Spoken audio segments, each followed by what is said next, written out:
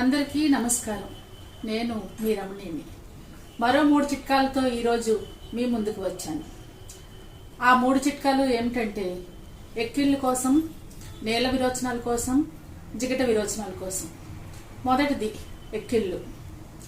దీనికి కావలసినవి ఆవు పాలు మాత్రమే. ఆవు పాలు బాగా కాచి అవి గోరువెచ్చగా తాగినట్ల మీకు ఎక్కిళ్ళు వెంటనే తగ్గిపోవును. రెండవది నేల విరోచనాలు. నేల విరోచనాలకి కావలసినవి పంచదార, మెంతులు.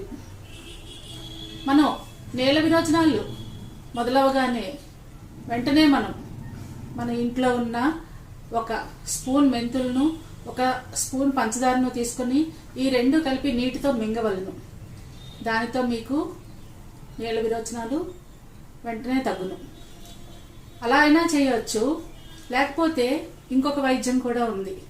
టీ డికాక్షన్ చాలా స్ట్రాంగ్గా కాసుకొని దాంట్లో అర నిమ్మ చెక్క పిండుకొని ఆ డికాక్షన్ తాగినట్టయితే ఎలాంటి నేల విరోచనాలైనా మీకు తగ్గిపోతాయి.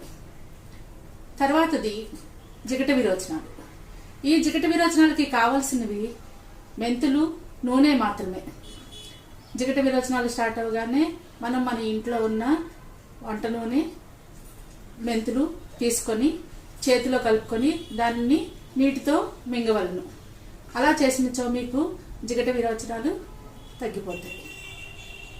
మరో 3 చిట్కాలతో నెక్స్ట్ వీడియోలో మీ ముందుంటాను. ధన్యవాదములు.